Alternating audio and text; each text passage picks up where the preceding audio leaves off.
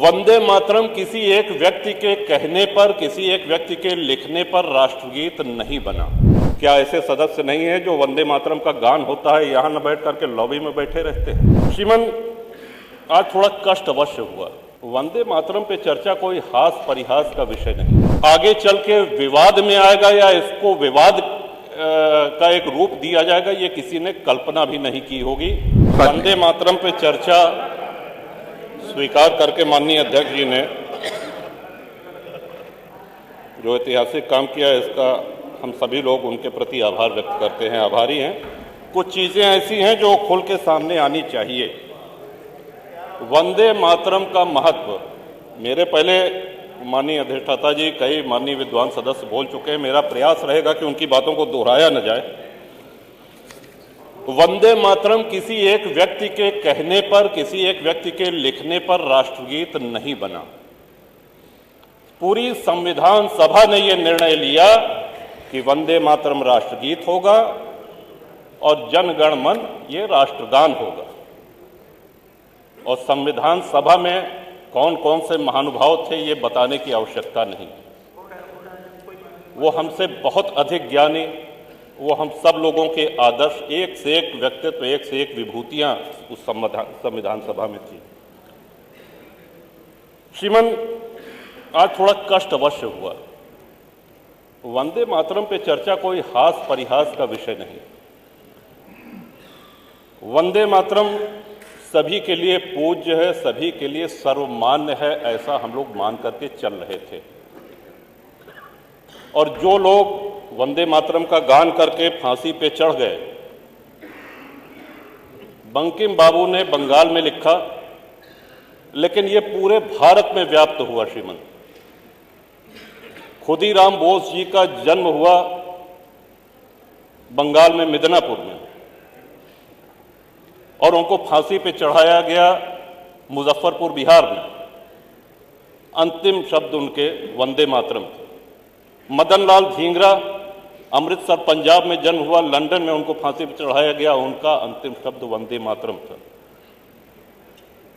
पंडित राम प्रसाद बिस्मिल जी शाहजहांपुर में जन्म हुआ, उनको फांसी पर चढ़ाया गया गोरखपुर में। वंदे मातरम अंतिम शब्द थे जो उनके श्रीमुख से निकले। ये कहने का उद्देश्य हमारा ये है कि वंदे मातरम की सर्वभौमिकता, सर्वव्यापकता, इस पे कोई प्रश्न चिन्ह तब नहीं लगा जब हमारा देश सबसे एक बहुत बड़े महासंकट से गुजर रहा था।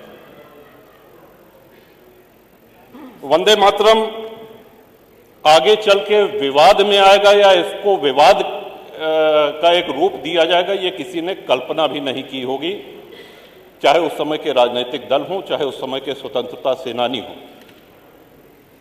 वंदे मातरम किसी धर्म, किसी मजहब के विरोध में नहीं है। और जैसा कि मैंने पहले ही निवेदन किया कि संविधान सभा ने इसको राष्ट्रीय गीत कहा है, हम सभी को वो सम्मान करना चाहिए। लेकिन इसी सदन में, अब अगर सदन की बात की जाए श्रीमन, तो पूरे भारत में जितने सदन, चाहे वो लोकसभा हो, चाहे राज्यसभा हो, चाहे उत्तर प्रदेश की विधानसभा हो, चाहे विधान परिषद हो, जब सत्र शुरू होता है, आरंभ होता है, तो वंदे मातरम के गान के साथ ही होता है। ये इसकी सर्वव्यापकता है।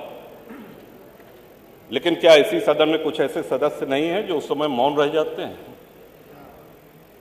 क्या ऐसे सदस्य नहीं हैं जो वंदे मातरम का गान होता है यहां न बैठ करके लॉबी में बैठे रहते हैं? सीसीटीवी में सब है, ये कोई काल्पनिक बातें नहीं। आज जो चर्चा हो रही है, वैदिक काल से श्रीमन हमने अपने राष्ट्र को मां माना है, मातृभूमि कहा है।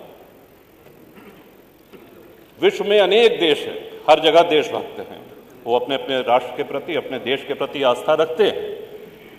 लेकिन मां स्वरूप ये हम लोगों ने कहीं नहीं सुना कि जापान माता की जय, या ताइवान माता की जय, या अमेरिका माता की जय।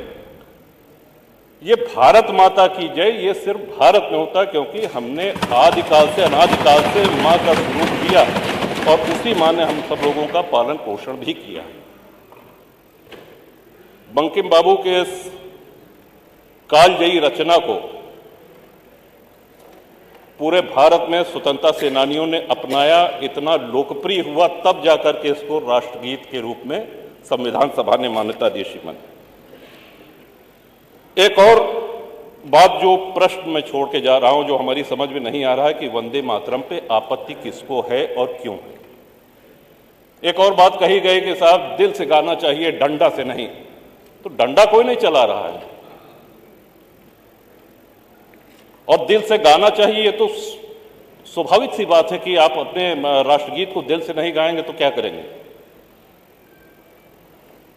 लेकिन ये उत्तर प्रदेश की विधानसभा के अंदर जो वार्ता होती है, जो शब्द बोले जाते हैं, जो भाषण होते हैं, ये पूरा प्रदेश ही नहीं पूरा देश देखता है। अब जब हम चुनाव लड़ने जाएंगे तो जो आदरणीय मतदाता हैं उनको भी ये ध्यान रखना होगा पूरे प्रदेश में कि कौन राष्ट्रगीत का गान करता है, कौन नहीं करता है, किसके मुंह पे ताला लग जाता है, कौन बैठा रह जाता है। ये सबसे महत्वपूर्ण बात है। श्रीमान, आज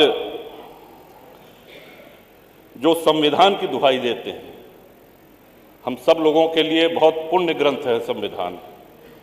संविधान सर्वमान्य दस्तावेज है हमारे राष्ट्र का और उसी संविधान सभा ने इसको राष्ट्रगीत का दर्जा दिया है।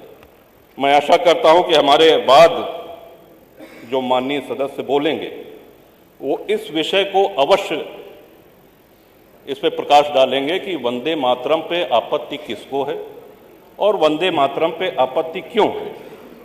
ये दो सीधे सरल सवाल, ये सदन में भी चर्चा होनी चाहिए इस पे, और श्रीमान आपके माध्यम से, सदन के माध्यम से पूरे प्रदेश में ये संदेश जाना चाहिए कि राष्ट्रगीत पे किसको। अब कल के दिन कह देंगे कि साहब ये वंदे जो है जनगण मन भी जो है ये कहीं भारत भाग्य विधाता, कहीं भारत को हम अपना भाग्य विधाता नहीं मानते हैं, इसको भी हटाओ, इसको भी नहीं गाएंगे, तब हम लोग क्या करेंगे। तो ये बड़े गूढ़ विषय, ये तब नहीं था जब आज़ादी की लड़ाई हो रही थी। इन विषयों पर श्रीमान अवश्य आज माननीय सदस्य जो बोलेंगे उस पर बोलें, तभी ये चर्चा सार्थक होगी। आपने हमको समय दिया, बहुत बहुत आभार, धन्यवाद। वंदे मातरम, भारत माता की जय।